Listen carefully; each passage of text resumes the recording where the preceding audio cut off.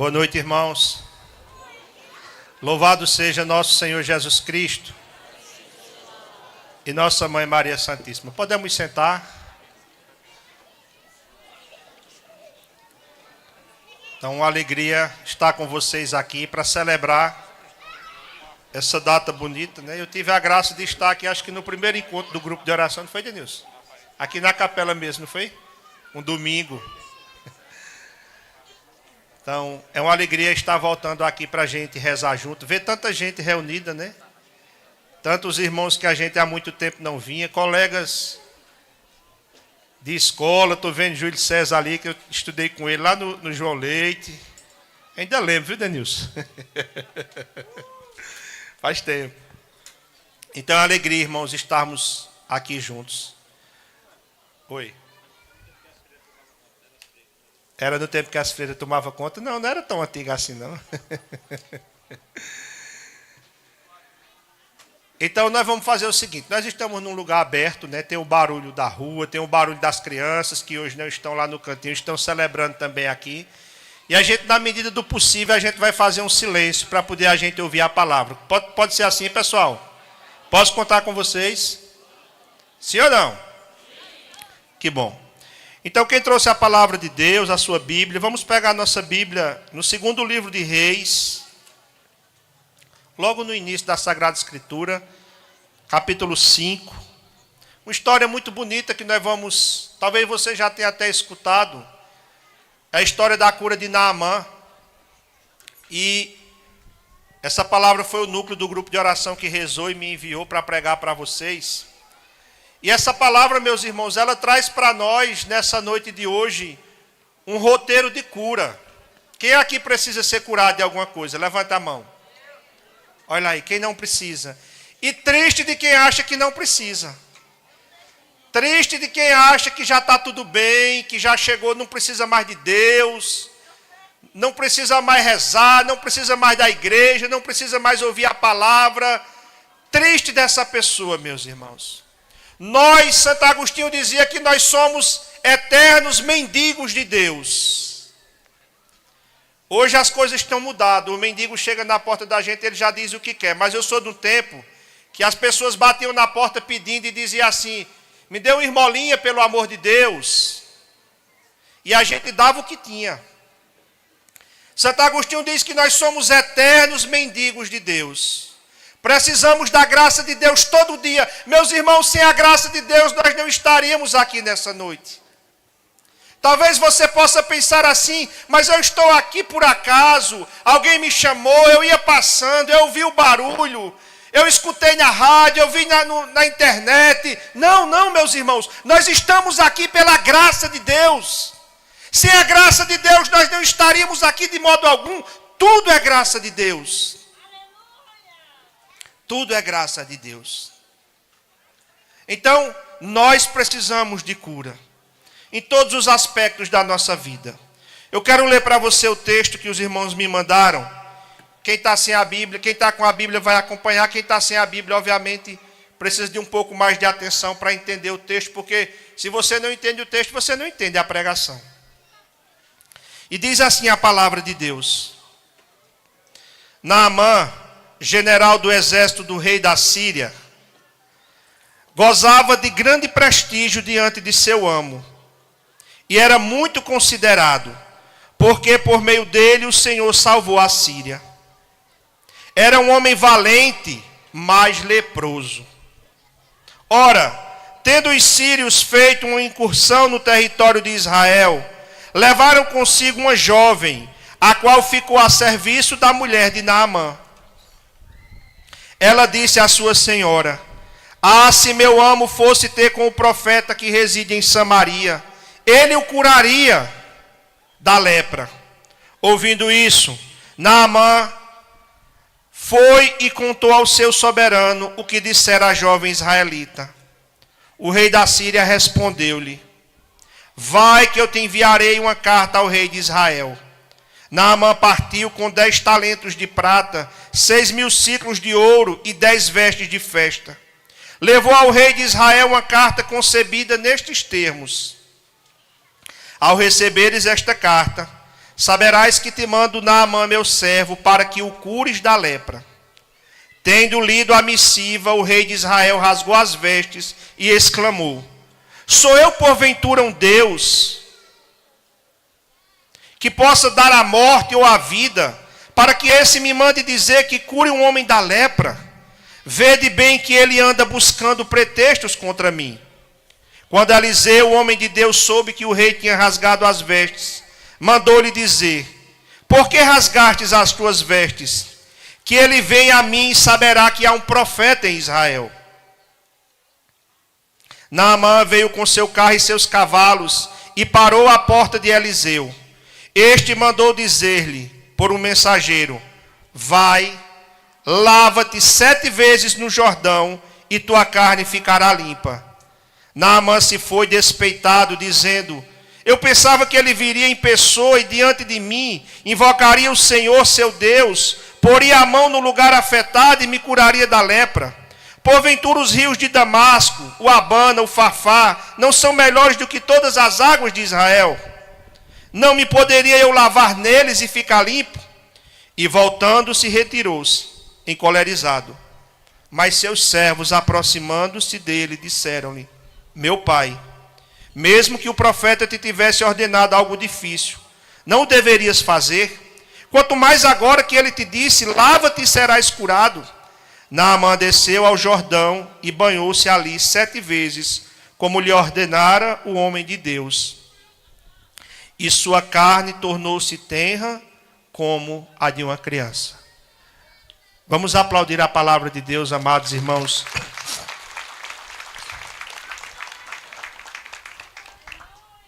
Como é rica, irmãos, a palavra de Deus. Você conseguiu ouvir bem a leitura? Quem conseguiu ouvir bem? Levanta a mão aí. Você conseguiu entender o que está se passando aqui? Quem conseguiu entender? Levanta a mão. Olha, irmãos, em um único versículo, como a palavra de Deus nos ensina. Eu queria ir caminhando com vocês, trilhando para nós nessa noite um caminho de cura. Vocês disseram que precisa de cura. Eu também preciso de cura. Mas a cura de Deus exige de nós disposição. Exige de nós que a gente dê o primeiro passo. Quando a gente olha para os evangelhos, uma coisa é muito nítida para todos nós: Jesus não quer fazer nada sozinho. Ele sempre quer que a pessoa dê o primeiro passo. Ele sempre quer que a pessoa entre com a sua fé. É como se fosse uma contrapartida que Deus espera de mim e de você. Então, se nós precisamos de cura, se nós necessitamos de cura, seja ela física, quantas pessoas doentes? Seja ela emocional, quantas pessoas, sobretudo jovens, tomados pela ansiedade, tomados pela depressão, pelas síndromes terríveis que têm destruído, repito, sobretudo a nossa juventude. Seja por doenças espirituais, quantas pessoas oprimidas pelo demônio, quantas famílias destruídas pela opressão demoníaca, e as pessoas não se dão conta disso. Irmão, seja qual for o tipo de cura que nós precisamos ir ao Senhor, nós precisamos dar passos, e essa leitura de hoje vai nos ensinar passos para a gente alcançar a cura que Deus quer fazer na minha vida e na sua vida. Irmãos, Deus nos trouxe aqui porque Ele quer nos curar. Deus nos trouxe aqui porque quer fazer algo na nossa vida. Às vezes nós somos tão, me perdoe a expressão, às vezes nós somos tão tolos.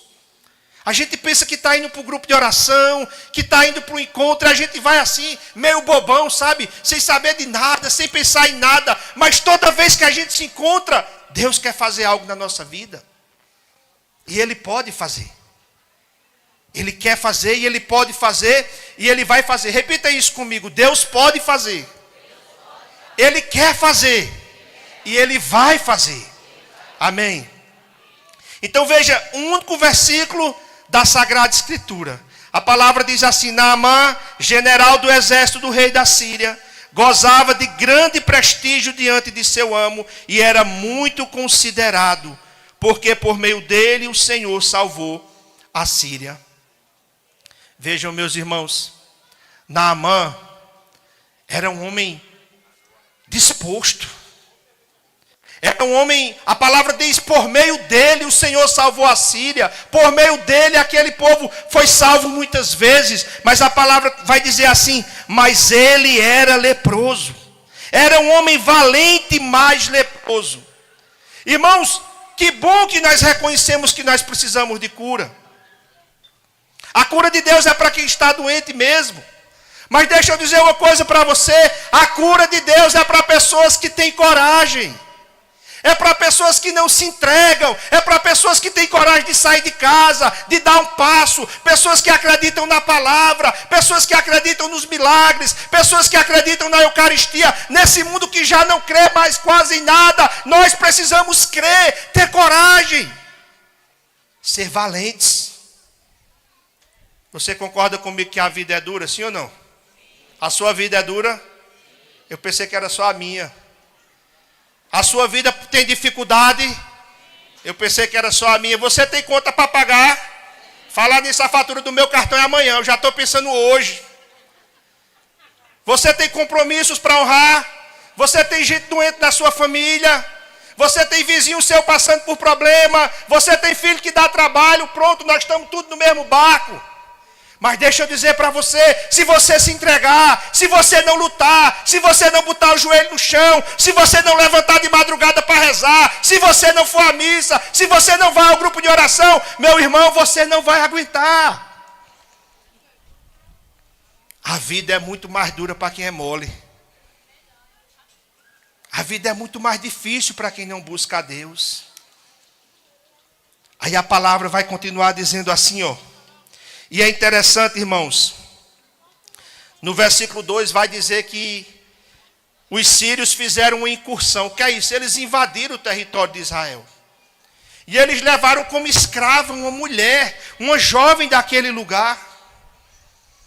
Mas a palavra diz que foi por meio de Naamã que Deus salvou os sírios. Mas como é que pode uma loucura dessa? Deus agindo, Deus atuando em favor de um homem que nem o conhecia. Meus irmãos, deixa eu dizer uma coisa para você que está aqui nessa noite. Às vezes a gente pensa que Deus só vai agir na vida de quem já é santo. Quantos anos eu fui enganado na minha vida, porque na bagaceira que eu vivia eu dizia assim, não, quando eu melhorar um pouquinho eu vou para a igreja. Não ia melhorar nunca. Quantas pessoas o demônio engana com isso? Não, rapaz, do jeito que tu tá, se tu chegar na igreja o povo vai falar de tu. Se tu chegar na igreja hoje, as pessoas vão ficar olhando para você, não tem importância. Meu irmão, é hoje que Deus quer começar a trabalhar na nossa vida, independentemente do que a gente fez, independentemente do que a gente viveu. Eu acho que se juntar a vida de vocês aqui tudinho, não tem metade das coisas erradas que eu fiz na minha.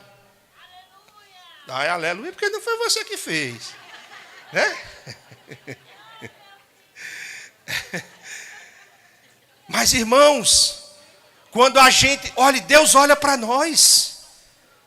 Quando Deus olha para a gente, quando Deus vê um coração sincero que quer mudar de vida, quando Deus vê uma pessoa que está indo em busca dele, porque tem muita gente indo em busca do Senhor só atrás dos favores, só atrás dos milagres, só atrás da cura. E a gente se perde nisso, irmãos, porque é muito maior o Deus da cura. É muito maior do que a cura que ele pode fazer. O que é um câncer? Para quem está atolado com a alma no inferno, que é uma pessoa doente, paralisada, se a alma não perdoa, se o coração é cheio de ressentimento. Não, meus irmãos.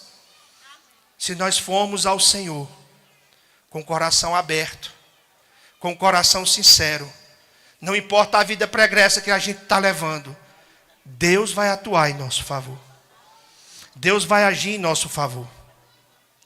Não duvide da conversão de ninguém. Eu não duvido da conversão de ninguém. Tem gente que quando a gente... fulano, aquilo ali tem jeito não. Já escutaram isso? Muito? Já disseram isso também. Ali tem jeito não. Aquilo ali é caso perdido. Aquilo ali não vai para lugar nenhum não. Sabe o que é que as pessoas diziam quando eu comecei a ir para o grupo de oração? As pessoas diziam assim para minha esposa: pode ir atrás, que ele está indo atrás de alguma mulher nesse grupo de oração. Era isso que as pessoas diziam. Se prepare que daqui a pouco ele vai dar em cima de alguma mulher no grupo de oração. Eu reconheço o meu caráter. O que eu vivia era para as pessoas desconfiarem mesmo. Mas Deus não desconfiava de mim. Deus conhecia meu coração, Deus conhece o seu coração, Deus conhece o coração daquela pessoa da sua família, que você já não acredita mais, e que nessa noite de hoje Deus quer que você volte a acreditar, do seu esposo, do seu filho que está na droga, da sua filha que está na prostituição, do seu marido que está no alcoolismo. Deus conhece e Ele pode mudar as situações, mas nós não podemos desacreditar. A palavra diz que foi aquela escrava que estava na casa de Naamã. Olha como Deus, olha irmãos, como é bonito isso, né? Ele tinha uma escrava, levou a mulher como escrava. Deus transformou a humilhação daquela mulher na salvação de Naamã. Deus tem o poder de fazer isso, de transformar as situações difíceis da nossa vida em bênçãos. Deus tem o poder de transformar uma doença numa conversão. Deus tem o poder de transformar uma humilhação e nos levantar e nos pôr de pé. Deus tem o poder de transformar uma porta que se fechou para a gente numa enorme porta que vai se abrir lá na frente. Porque Santo Agostinho também diz, se Deus não fosse poderoso o suficiente para até do mal tirar um bem, Ele não permitiria que o mal existisse. Até do mal que acontece hoje na sua vida. Acredite nisso, irmão, não é palavra minha. Até do mal que você está passando hoje, Deus é poderoso para tirar um bem maior.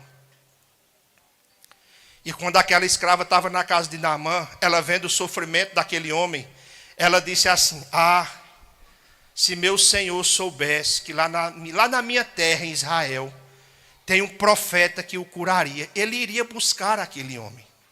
Ele iria até esse homem, diz a palavra. E ele o curaria. Olha a certeza daquela mulher. Irmão, deixa eu dizer uma coisa para você. Não se escandalize com o que eu vou dizer. Deus não tem boca. Deus não tem olhos. Deus não tem mão. Deus não tem pés. Sabe quem é a boca de Deus? Você sabe quem é a boca de Deus? Quem? Quem? Nós é muita gente. Diga, eu sou a boca de Deus. Você que está sentado aí é a boca de Deus. É você que tem que levar uma palavra de esperança para as pessoas. É você que tem que dizer para as pessoas, não fique assim não, vai dar certo. Se levante, levante essa cabeça. Vamos rezar juntos, vamos para a igreja. Nós não podemos ser, irmãos, portadores de má notícia. Você conhece gente que fica esperando uma má notícia acontecer para dizer? Sim ou não? Não diga o nome, pelo amor de Deus, vai que ela está aqui. Gente que é portador de má notícia. Gente que quando toca o telefone você já sabe, ou morreu alguém, ou teve um acidente, ou alguém foi preso. Gente que encontra a pessoa mal e deixa a pessoa pior ainda. Gente que quando está passando uma crise no casamento diz assim, deixa de ser besta, mulher, mete o pé na bunda desse homem, vamos para farra, vamos para gandaia, tu é nova, bonita, cheirosa, deixa esse troço. É desse jeito. Colega de trabalho que diz, rapaz, deixa de ser besta, para que tu está com uma mulher só, se tu pode estar com 3 ou com 4, larga a mão de ser tonto, rapaz, vamos viver a vida, vamos ser felizes, vamos beber e amar que o mundo vai se acabar. E vai vivendo. Não, meus irmãos. A Bíblia diz que da mesma fonte não pode jorrar água doce e água salobra.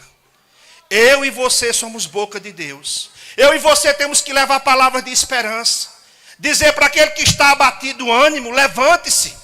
Dizer para aquele que está doente, meu irmão, creia no Senhor. Dizer para aquele que está em crise no matrimônio, dizer para ele, olhe quantas coisas bonitas Deus já fez com vocês. Olhe quantas coisas bonitas Deus já fez. Vamos olhar para o que é bom. Dizer para aquele que está com o filho na droga, não desiste do teu filho. Vamos lutar. Irmãos, é isso que nós somos. Eu repito, Deus não tem boca. Eu sou a boca de Deus. Você é a boca de Deus. Nós somos os braços de Deus. Deus não abraça ninguém mais. Deus quer que eu e você abracemos as pessoas.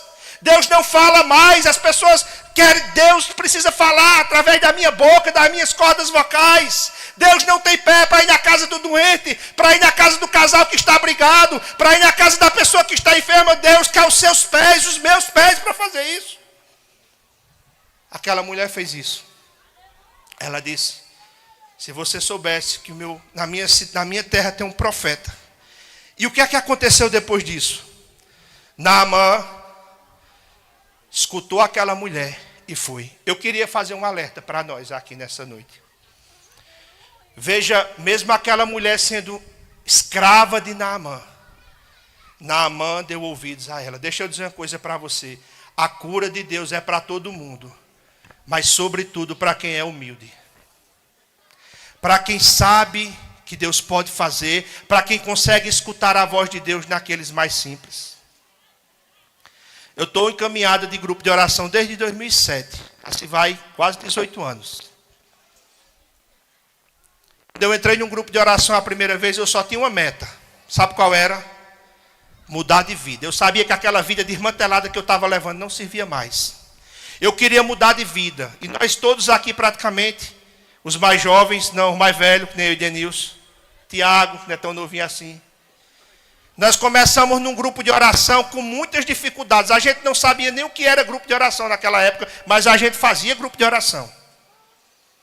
E sabe onde foi que Deus foi falando comigo, que Deus foi mudando minha vida, que Deus foi dizendo, vá por aqui, vá por ali, faça isso, saia disso, vá para aquilo. Foi no meio desse povo simples e humilde. Irmãos, nós estamos no tempo do glamour. As pessoas só querem os famosos, as pessoas só querem a internet, as pessoas só querem... Não, meus irmãos, é na tua comunidade, é no teu grupo de oração, é na tua paróquia, é com teu padre simples, é com teu padre que não sabe falar direito, com aquele coral que não tem gente que toque direito. É ali que Deus vai transformar a tua vida. Seja humilde e reconheça isso. Busque o Senhor na simplicidade. Busque o Senhor enquanto Ele se deixa encontrar, diz o profeta Isaías. Na simplicidade, Naamã foi capaz de escutar aquela mulher e disse assim, eu vou lá. Ela está dizendo, se ela está dizendo com tanta convicção, eu vou lá. E o texto continua dizendo que, eu coloquei aqui, né? Deus tem falado conosco, meus irmãos. Deus tem nos orientado no caminho. Nós é que muitas vezes não obedecemos o Senhor. Eu digo a vocês, olhem, nós estamos vivendo um tempo de muita graça no mundo. Eu sei que nós estamos vendo muita desgraça.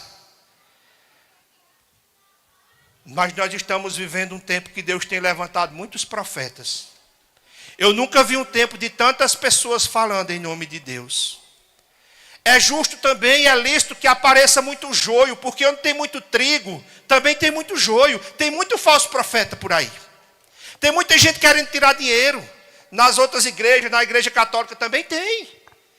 Gente que fica na internet, faça um pix, que eu vou revelar a sua vida. Gente que, olha, curte aqui, compartilha esse vídeo, que é para ganhar dinheiro com monetização. Pessoas que estão pouco interessadas no evangelho. Mas é um tempo que Deus tem falado, para quem quer ouvir, para quem quer escutar a voz de Deus, Deus tem falado. Mas muitas vezes nós temos sido desobedientes, irmãos. Muitas vezes nós temos com o coração, os ouvidos e o coração endurecido. A gente sabe o que tem que fazer. A gente sabe como fazer. E muitas vezes a gente não faz. Nós estamos vivendo um tempo que as pessoas querem buscar a Deus, mas sabe, acredite no que eu vou dizer agora. Acredite porque eu converso com muita gente, atendo muitas pessoas em oração. Nós estamos vivendo um tempo que as pessoas querem ser curadas, mas não querem perdoar umas às outras. Vocês já viram um negócio desse? Eu quero ser curado, mas eu não quero perdoar a pessoa que me fez o mal. Como é que eu vou ser curado? Nem salvo eu não vou ser, porque Jesus disse, se você não perdoar aqueles que te ofenderam, o meu Pai também não vai perdoar você. Mas tem gente vivendo hoje a falta de perdão, o ressentimento, a amargura, o coração... Olha, falta de perdão bloqueia tudo, bloqueia a cura. Se eu estou pregando para gente que não quer perdoar aqui, a palavra está entrando por um lado, saindo por outro, está batendo ali e voltando, como chutar uma bola nessa parede, bate e volta. É preciso disposição para perdoar aqueles que nos ofendem, aqueles que nos fazem mal, aqueles que nos perseguem, aqueles que querem ver a nossa morte, e a gente rezando por eles. Porque a graça de Deus procura essas pessoas com o coração assim. Naamã foi até lá. Quando chegou lá, gente, eu até fiz questão de calcular aqui, porque no texto diz assim, ó. Naamã partiu com 10 talentos de prata. Aí eu fui transformar nas nossas medidas de hoje, no quilograma. Isso dá 350 quilos de prata. É muita prata, né, gente? Sim ou não? 6.000 ciclos de ouro. Isso dá, sabe o quê? 68 quilos de ouro. É o que Denilson tem guardado em casa. 68 quilos de ouro.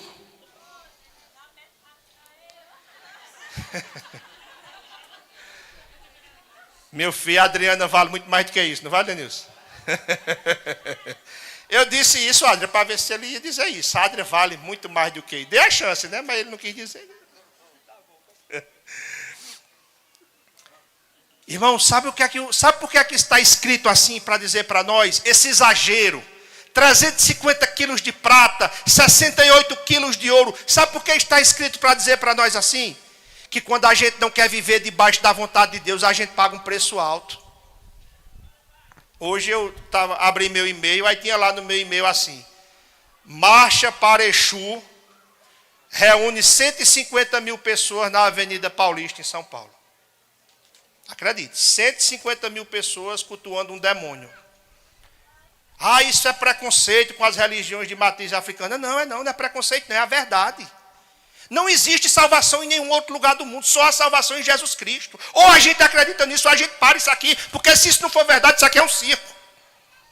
São Pedro disse no primeiro discurso da igreja: em nenhum outro nome debaixo da terra há salvação, a não ser em Cristo Jesus. Como é que eu vou negar uma coisa dessa?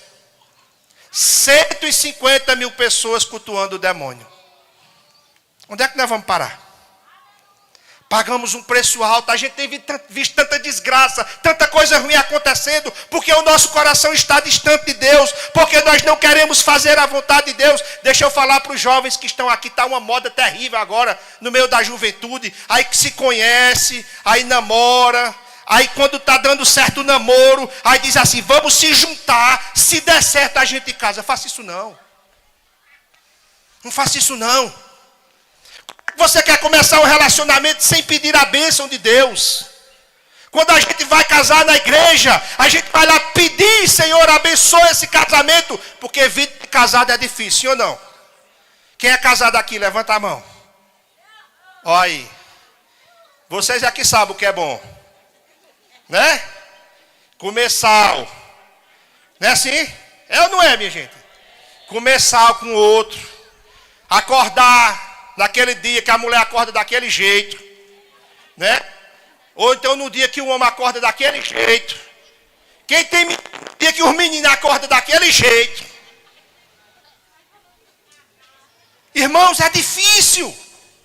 Como é que a gente quer viver uma coisa difícil dessa? Como é que a gente quer a bênção de Deus, se a gente já começa dizendo assim: não, eu não quero a bênção de Deus agora não.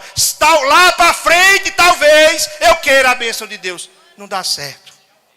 Até o Nonato dizia: eu estou certo que nada dá certo, começando errado. Não era assim que o Nonato cantava? Eu estou certo que nada dá certo. Isso é uma coisa bonita, é uma sabedoria popular. Então, se você não está certo ainda, quer ser a pessoa da sua vida, não case agora. Espere mais um pouco. Que agonia da gota é essa para casar? Vai se acabar os casamentos, vai se acabar as mulheres do mundo. Que desmantelho da peste é esse? Aguarda um pouquinho. Espera um pouquinho. Para que aperreio, para que pressa? Vai devagar. Espera, vai dando tempo. Vai conhecendo o outro. Vocês conhecem a história da moça que queria casar a todo custo. Queria casar a todo custo. Todo custo ela queria casar. Aí chegou para a mãe e disse: mãe, eu estou apaixonado, eu quero casar. A mãe disse: olha, não dá certo. Boca de mãe, viu? Disse: não dá certo não, minha filha. Esse rapaz não é para você. O rapaz não trabalha. Quando chegar as contas, o amor vai-se embora. As contas entram pela porta da frente, o amor sai pela porta de trás. Não dá certo. Ela disse: mas mãe, eu quero casar. Minha filha, não dá certo não, pelo amor de Deus. Espere mais um pouquinho. Mãe, eu estou decidido. Olha, quando quer casar, minha gente? Aí a mãe disse: pois vai falar com o padre. Ela foi falar com o padre. Aí a mãe ligou para o padre e disse: padre, diga que não dá certo não, que eu sei que não dá certo. Aí chegou lá, ela disse: seu padre, eu quero casar, é o homem da minha vida. eu sou apaixonada por esse homem. O padre disse, minha filha, não dá certo. Por quê, padre? Disse, porque não dá certo. Esse rapaz, eu nunca vi esse rapaz na missa. Vai dar certo? Uma pessoa que você vem para a missa todo domingo, ele não vem. Quando você quiser vir para a missa, ele quer ir para o jogo de bola. Vai dar certo um negócio desse? Mas, padre, eu estou apaixonado, eu vou casar. Se o senhor não me casar aqui, eu vou casar noutra igreja. Eu quero casar. Aí daqui a pouco, ó, começou o sino da igreja a bater. Belém, Belém. Ela disse, ó o sinal, padre. O padre disse, que sinal, minha filha? Ela disse, o sinal para eu casar. O padre disse, ah não, isso é o sino batendo. Ela disse, mas o senhor não escutou o que o sino disse, não? Não, o que foi que ele disse? Tem que casar. Tem que casar. O padre disse, é possível um negócio desse? Ligou para a mãe e disse, comadre, tem jeito não, tem que casar essa menina, disse que ela faça besteira. O pai foi lá, vendeu um garrote, matou umas galinhas, casaram nas pressas. 30 dias de casado, chega ela em casa com um olho roxo desse tamanho, carregando uma mala, puxando a mala, chorando, disse, mãe, eu quero voltar para casa. A mãe disse, mas minha filha, eu não disse a você que não dava certo. Não dá certo, não deu certo, minha filha. Eu quero voltar para casa. A mãe disse, ô minha filha, não é simples assim não. Depois que sai de casa, depois que casa. Vai falar com o padre? Foi lá falar com o padre. Chegou lá, padre, não deu certo não. Eu quero descasar. O padre disse, não descasa não, minha filha. Você casou de bom grado. Você disse que amava. Não é assim não, aqui não é a casa da mãe Joana não. Agora tem que viver, tem que aguentar. Mas padre, não dá certo. Aí o sino começou. Aí o padre disse, ó o sinal, ó o sinal. Aí ela disse, qual é o sinal, padre? O padre disse, escute. Eu não estou escutando não. O padre dizendo, tem que aguentar. Tem que aguentar. Tem que aguentar. Para que essa pressa? Para que esse desespero todo? Para que esse desespero todo, irmãos? Irmãos do céu, nós pagamos caro quando a gente não escuta a voz de Deus. Quem tem amigos aqui? Levanta a mão. Quem tem amigo? Olha aí. Quem tem amigo que é da igreja, gente que reza. Quando você quiser tomar uma decisão importante, sabe o que é que você faz? Primeiro você vai diante de Jesus, vai lá no sacrário, aí diz para Jesus, ó Jesus, eu estou querendo fazer isso, isso, isso e isso. Aí você escuta o que ele vai dizer.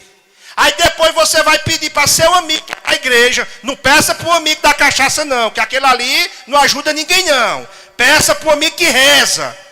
Aí peça a ele, diga, reze por essa situação aqui que eu estou querendo fazer, que eu estou querendo resolver. Escute Deus para ver o que é que Deus diz. Aí assim você vai diminuindo as chances de errar. Aí você vai fazendo as coisas na vontade de Deus.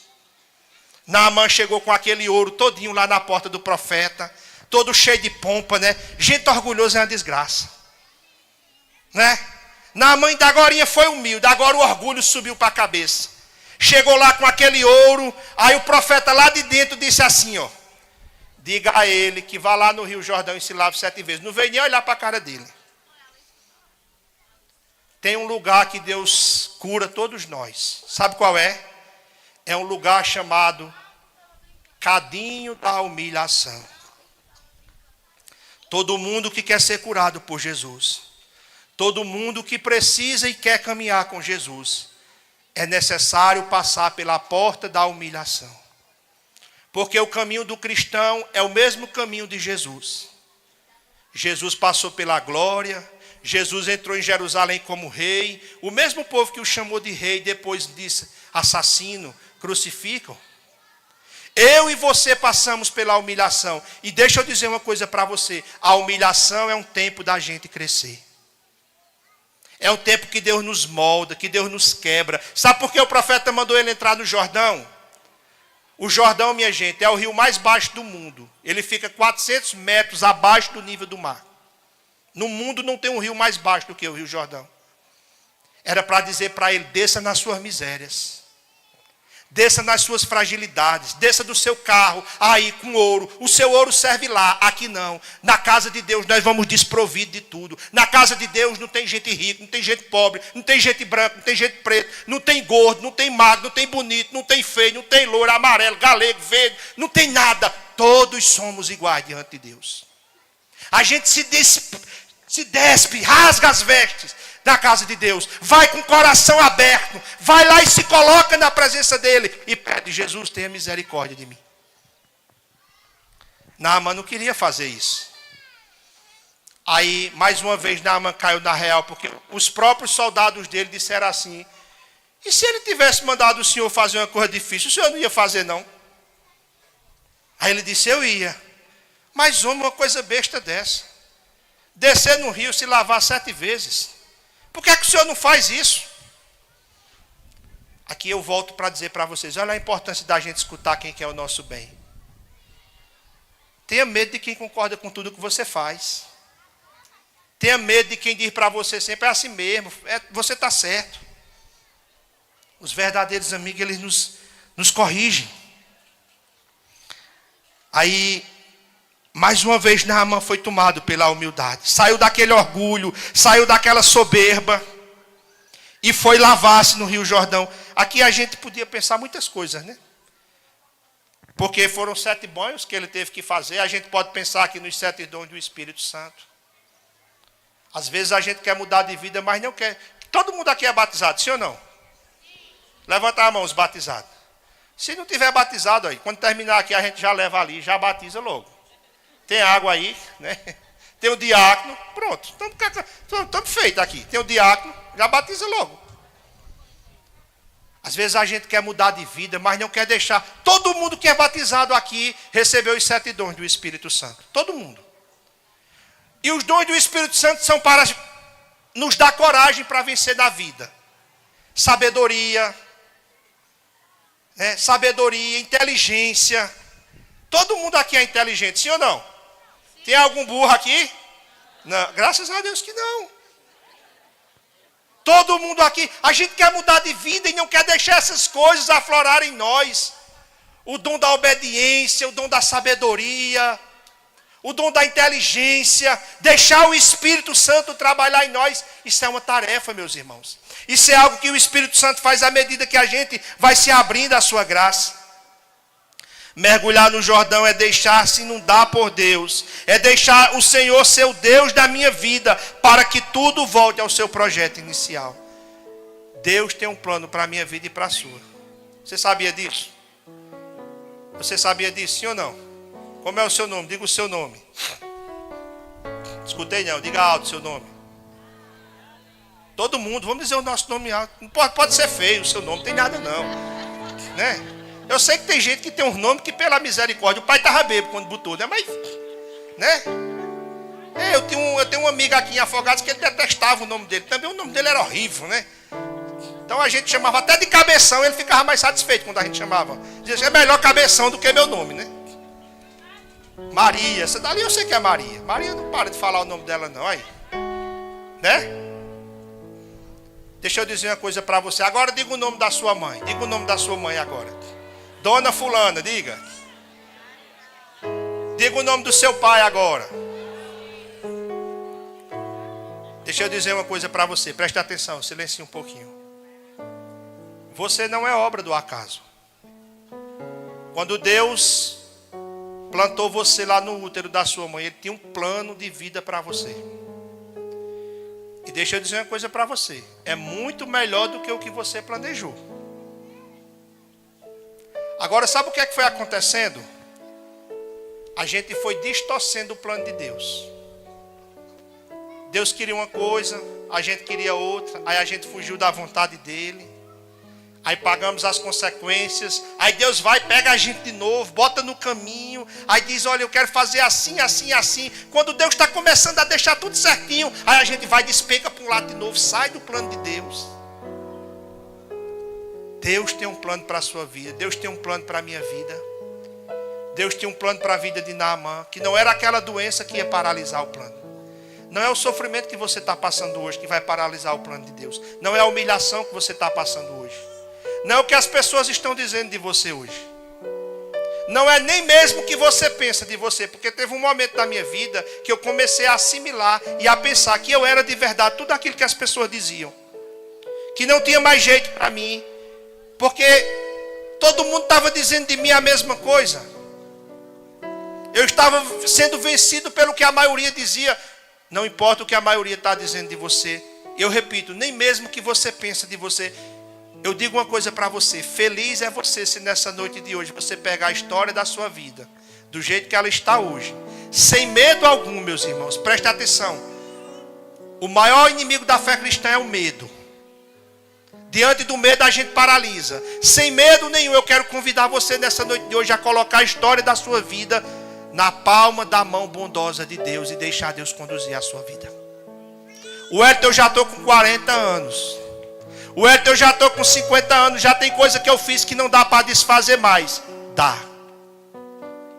Aquele que transformou a água em vinho. Aquele que desceu da cruz, que venceu a morte. Aquele que curou leprosos. Aquele que ressuscitou mortos. Aquele que passou por tudo que passou. Ele é poderoso o suficiente para reescrever a história da nossa vida. Nós precisamos estender nossas mãos e dizer: toma de conta, Senhor. Porque como Naamã, nessa noite de hoje eu me encontro na lepra. Talvez pior do que Naamã, porque Naamã ainda teve a humildade. Eu não tenho humildade. Eu acho que as coisas têm que ser assim. Eu não estou disposto a abrir mão. Diga isso para Jesus também, se você é essa pessoa. Ele gosta de ouvir essas orações desmanteladas. Essas orações que são verdade. De alguém que diz assim: eu não quero mudar não. Vida boa é essa que eu estou vivendo. Talvez você esteja remoendo aí, doido para se levantar e ir embora. Ainda não foi com vergonha do povo, dizendo: eu vim de casa para escutar um cabo dizer o que é que eu devo fazer com a minha vida. Uma vez eu estava pregando aqui em Afogado da Engazeira. E fiz uma pregação falando mal da banda Aviões do Forró. Não da banda, falando das músicas que não presta mesmo. Só se está prestando agora. E quando terminou a pregação, um rapaz se levantou e veio me dizer quem era eu para dizer o que era que ele tinha que fazer da vida dele. Desse jeito, com esse desaforo todinho. É porque eu sou pequeno, o cabo desconfia, né? Rapaz, quem é você para dizer o que é que eu tenho que fazer da minha vida? Passou mais ou menos uns 12 anos, eu encontrei esse camarada. E ele disse assim: muito obrigado, porque aquela pregação me ajudou a ver a vida de outra maneira. Porque Deus pode mudar. Deus tem o poder de mudar as situações. Mas nós precisamos colocar, repito, nossa vida na mão dele. Sabe gente que diz assim... Esses dias eu estava conversando com um irmão meu que é meu compadre. Eu disse: compadre, tu tem que ir morar lá em São José do Egito. Rapaz, lá é bom. Aí ele disse assim: vou nada, eu não saio daqui da minha cidade de jeito nenhum. A mulher dele disse: Deus me livre, a gente não sai daqui de jeito nenhum. Como é que Deus pode fazer na vida da gente se a gente fica com o pé no canto? A palavra de Deus diz lá no livro do Deuteronômio: todo lugar que a sola do seu pé pisar é terra prometida, é terra santa. Aonde você botar o pé, aonde você quiser ir, aonde você se dispor a fazer a vontade de Deus, aonde você abrir o coração e dizer... Talvez você esteja dizendo hoje: eu estou com a sexualidade toda desmantelada. Mas se você botar o pé na frente e dizer: Senhor, eu quero ser santo, Ele vai curar a sua sexualidade. Talvez você esteja dizendo: meu casamento está desmantelado. Eu estou no meio dessas aí que está vivendo amaziada, fazendo um teste para ver se está certo. Como é que eu faço? Eu não faço nada. Mas se você botar na mão dele e disser: Jesus, ou esse homem casa comigo na igreja, eu tirei ele para bem longe de mim, que eu não vou perder minha salvação. E Deus vai fazer a obra. Mas eu repito, é preciso coragem. Abrir mão das nossas seguranças para que Deus possa fazer.